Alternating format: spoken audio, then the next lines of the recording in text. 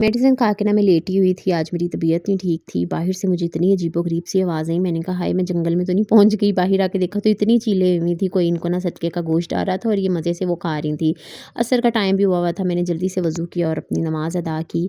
आज बहुत ज़्यादा सुस्ती हो रही थी, सच बताऊँ तो दिल नहीं कर रहा था, लेकिन जब मेरा दिल नहीं करता ना नमाज़ पढ़ने को, मैं यही सोचती हूँ एक साइड पे मेरे अल्लाह जी हैं और दूसरी साइड पे है शैतान, तो मैंने तो शैतान को खुश नहीं करना। तो आप भी आज़मा के देखिएगा, जब आप इस तरह से बोलती हैं ना खुद को, तो ना तो सर्दी लगती है और ना ही आपको सुस्ती होती है। इसी को तो ईमान कहते हैं। नमाज़ पढ़ने के बाद ना मैंने चाय पी, भी चाय पी रही थी तो बच्चे कहते हैं हमें फ्राइज़ भी बना दे। मैंने फिर अपनी बेटी को बोला, उसने मुझे फ्राइज़ कट करके दी। खैर यहाँ पे मैं फ्राई कर रही थी तो वो कहती है मैं फ्राई करती हूँ। प्री टीन एज में जब आपकी बच्चियाँ चली जाती हैं ना, तो मेरे से सब माएँ रिलेट करेंगी, उनको बहुत शौक होता है कुकिंग का। खैर यहाँ पे इसने ओवर कुक कर दी और उसके बाद फिर सेकंड बैच मैंने फ्राई किया और मुझे कहती है आलू ही ऐसे थे इसलिए इस तरह से हुई है। खैर जी, उसके बाद फिर मैंने सालन वगैरह बनाया और मानो की भी तबीयत ठीक नहीं थी। उसको फिर रात में मैंने एग बॉयल करके दिया और कहती है ये दिखाएँ तो हम व्लॉगर, माएँ जो होती है ना हमारे बच्चे हमसे भी बड़े व्लॉगर होते हैं।